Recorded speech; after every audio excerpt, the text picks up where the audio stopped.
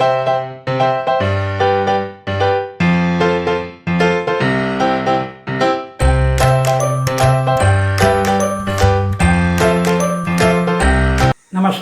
मेरे दोस्तों। एंग्जाइटी और स्ट्रेस के टाइम में दारू या शराब लोग ज़रूर पीते हैं, काफ़ी लोग पीते हैं। शराब पीने से एंग्जाइटी या स्ट्रेस में क्या असर पड़ता है और उसके वजह से एंग्जाइटी या स्ट्रेस खराब होता है या क्योर होता है, इसके बारे में मैं ये वीडियो में बताने वाला हूँ। ये वीडियो आप पूरा देखिएगा। अगर आप मुझसे वीडियो कॉल में कंसल्टेशन करना चाहोगे तो ये चैनल में मेंबर बन के ज्वाइन कीजिए, या नहीं तो मुझे एक ईमेल भेजिए।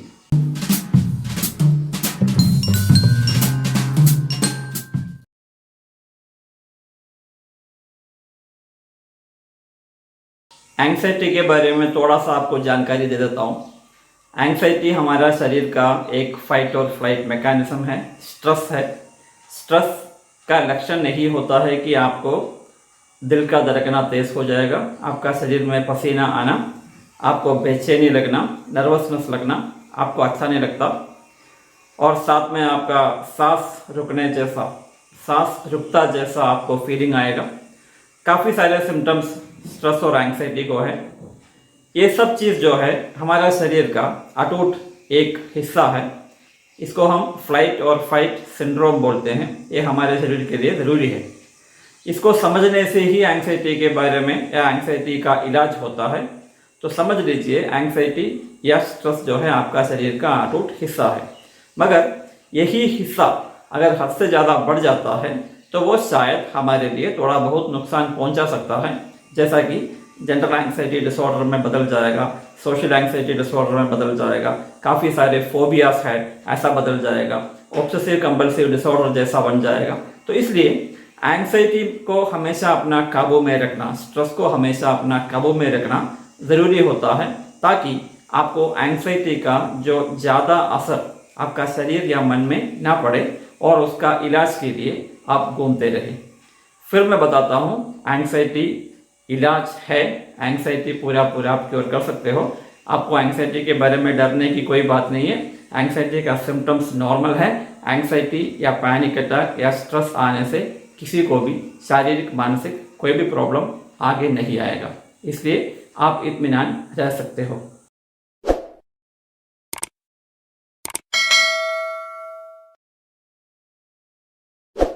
थोड़ा बहुत स्ट्रेसफुल दिन हो गया, ज़्यादा काम कर दिया, ज़्यादा शारीरिक काम कर दिया, ज़्यादा मानसिक काम कर दिया, हो सकता है आप में से कोई जाके 1 या 2 पैक लगा ले, शराब पी ले। उससे क्या होता है आपका शरीर में आप जानते हो। शराब हमारा शरीर को रिलैक्स बनाता है। शराब एक तरह से आपको रिलैक्स करता है, आपको काम करता है। कभी कभी वो एंटी एंग्जाइटी या एंटी डिप्रेशन मेडिसिन की तरह आपका शरीर में काम करता है। ध्यान रखिए, 1 या 2 पैक, ज़्यादा से ज़्यादा 3 पैक पीने से ही, 3 लार्ज पीने से ही ऐसा असर होता है। उसके बाद में ये जो असर उल्टा पड़ जाता है। और आप ये भी जानते हो, अल्कोहल का यानी तो शराब का आप हैबिचुअल हावी नहीं होना चाहिए। जितना ज़्यादा आप पीते हो उतना आपका शरीर को, आपका ब्रेन को, आपका हर एक हिस्सा, आपका शरीर का हर एक हिस्सा इसके वजह से खराब हो सकता है, और ये आपका जीवन के लिए भी परेशानी हो सकता है। आप अगर शुरू करेंगे स्ट्रेस के वजह से या एंग्जाइटी के वजह से थोड़ा बहुत पी लेते हैं, आप मैं थोड़ा रिलैक्स बनता हूँ इसलिए मैं पी लेता हूँ, ऐसा सोच के अगर आप शराब पीना शुरू कर देंगे, वो बार बार क्या होता है, आप इसके ऊपर हावी बन जाते हो, आप उसके ऊपर एडिक्टेड बन जाते हो, आप बिना शराब का रह नहीं पाएंगे। इसलिए आपको ये जो आदत है स्ट्रेस के लिए शराब पीना, या एंग्जाइटी के लिए, या थोड़ा बहुत डिप्रेशन हो गया, मानसिक तनाव हो गया, उसके लिए शराब पीना, और उसके ऊपर या जो डिप्रेशन है, स्ट्रेस है, उसके ऊपर काबू पाना, इसको आपको छोड़ ही देना चाहिए, क्योंकि इसमें हावी होने का चांसेस ज़्यादा होता है।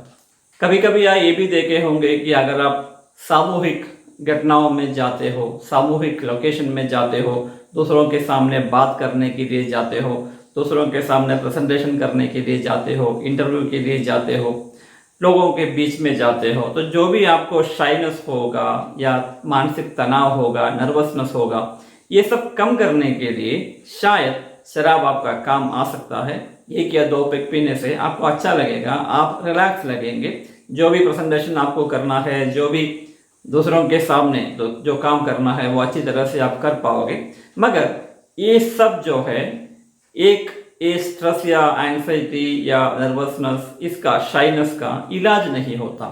शराब कभी भी इसका इलाज नहीं है। ये हो सकता है कि आपके शराब की वजह से उस समय के लिए थोड़ा बहुत आपको अच्छा लगे, मगर बाद में ये आपको परेशान कर सकता है।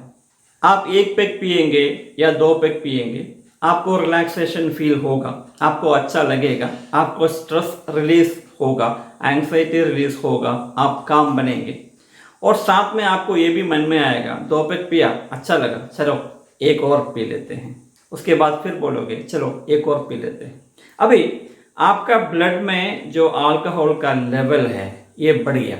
अभी जब अल्कोहल का लेवल शरीर में बढ़ गया, वो आपका शरीर का मतलब ब्रेन का सेरोटोनिन और बाकी जो केमिकल्स को अफेक्ट करता है।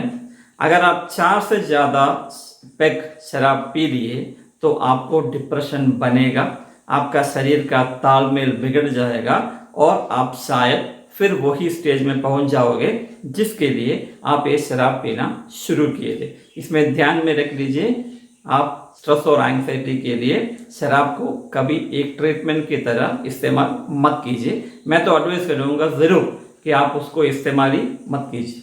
जैसे मैं आपको पहले बताया था, कभी कभी लोग सोशल सिचुएशन में, सामूहिक सिचुएशन में जाते हैं तो उधर 1-2 पैक लगा के जाते हैं।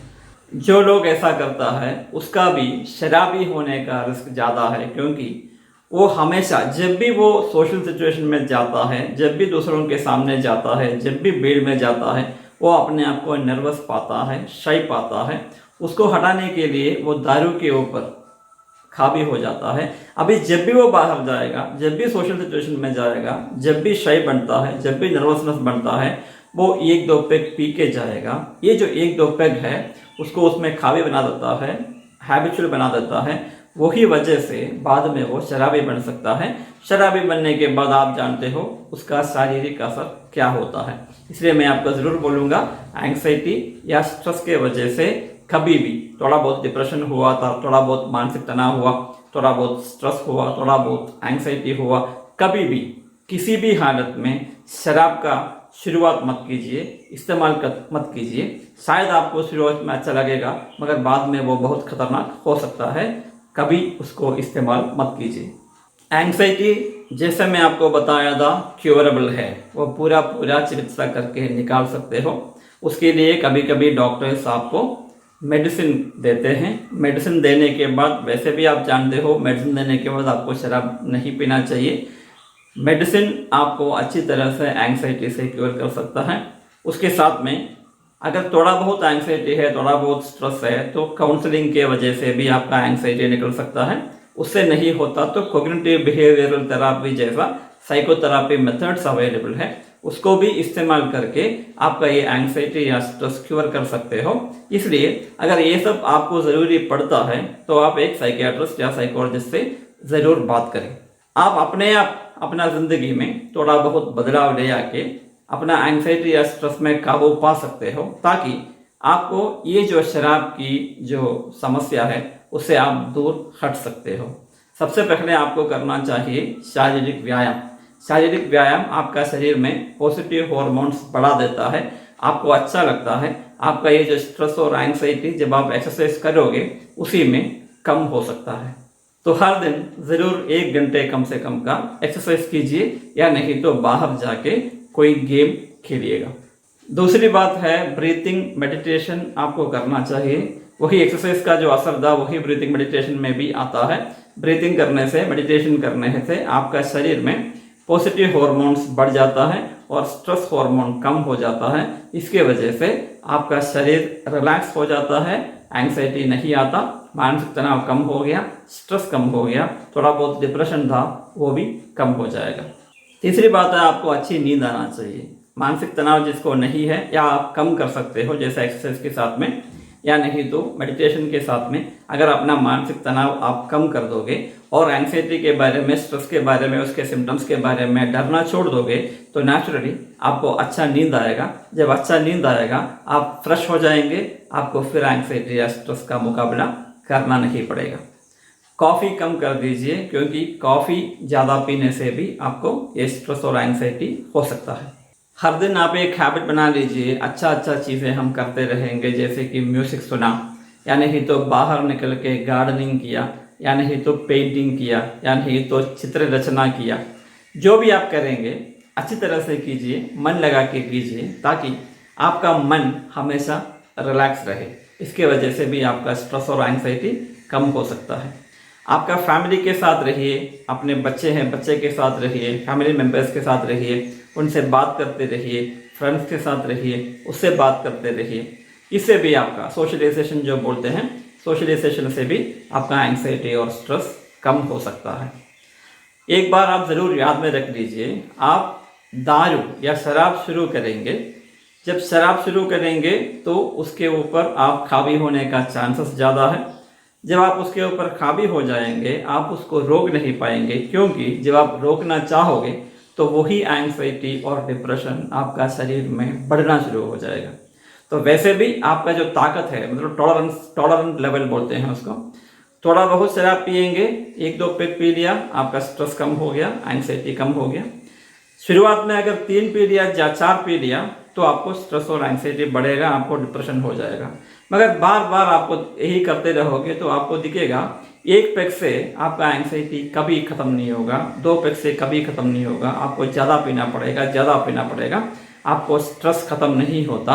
वही सोच के आप ज़्यादा पियोगे और आप उसके ऊपर हावी बन जाओगे और उसका शारीरिक असर आपका शरीर में ज़रूर आएगा। इसलिए शराब को कभी आप अपना एंग्जाइटी स्ट्रेस का इलाज मत समझिए, उसके साथ में पास में भी मत जाइए, उसके पास में भी मत जाइए। शराब कंप्लीटली छोड़ दीजिए, क्योंकि शराब भी आपका एंग्जाइटी और स्ट्रेस बढ़ाता है। अगर आपको एंग्जाइटी या स्ट्रेस है, जो मैं बताया था छोटा मोटा तरीका, उसको आप इस्तेमाल कीजिए। उससे भी अगर नहीं सही होता आप ज़रूर एक साइकोलॉजिस्ट या साइकियाट्रिस्ट से मिल लीजिए, आपका एंग्जाइटी पूरा क्योर हो जाएगा।